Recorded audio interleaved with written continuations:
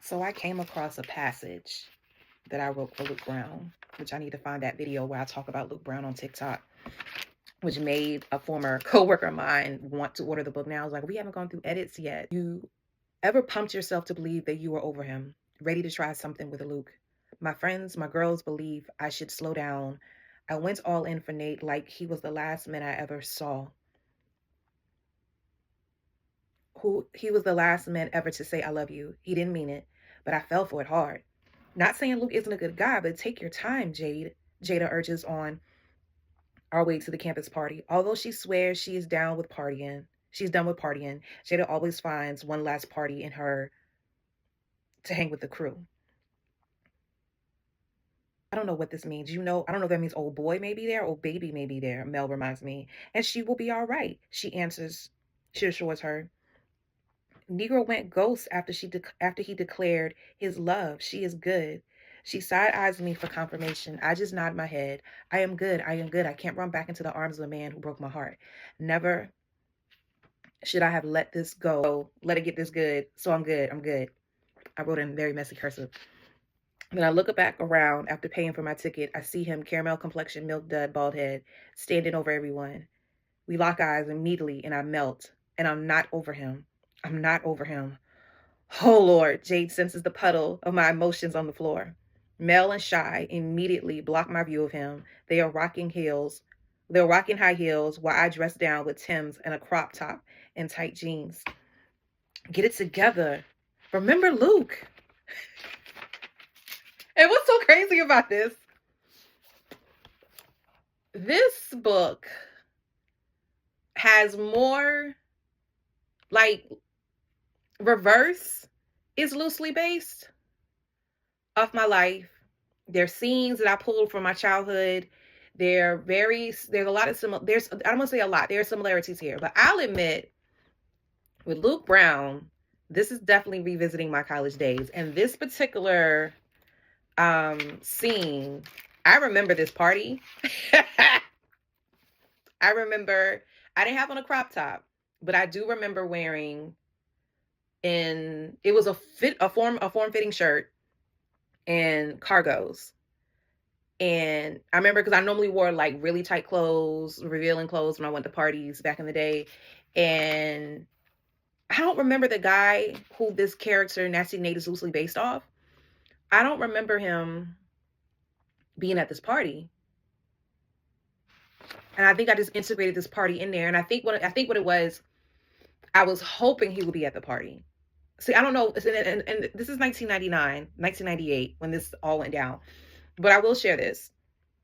In the book, Nasty Nate does really make Ava feel like she is the one and she is the only one. Despite the fact that everyone around her is telling her you are not the only one, you need to let it go. The guy I was feeling my freshman year, I wanted him to be the one. And I was delusional. He did not make me feel like he wasn't talking to anybody else. Now, what he did that was dirty, which I don't know if I included that in the book. I have to go back. When I go back and do my edits, I'll share portions with y'all. I don't remember. The one thing he did that was low down dirty. Like dirty, dirty, dirty, dirty, dirty. Like he never did declare his love for me. He never did say, I want to be with you and only you. I knew what it was, but I confused it because I wanted what I wanted. That makes sense. Ava knows what she wants, and Nasty Nate is making it seem like it's something more when it's really not. She's just a notch on his belt, but he's making it seem like he's so in love with her, like the lengths he goes to keep her. But then you have Luke Brown, who and that's what the book is named after, who keeps showing up and showing her that, nah, I can love you better. He's not Mary J. Blige, but he can love you better. Maybe was it Mario? What's his name? Give you everything you want and need. You should let me love you. Even though I think that song came out way after this book is based on. But one thing I do remember, there's one scene that I definitely remember. I rearranged it in the book, but there was one night we were all hanging out with the guys, and the guy that I was feeling and I still thought I had a chance with, he comes on to my homegirl in my face. And there was two things wrong with that. Number one, she was very like, but then on top of that,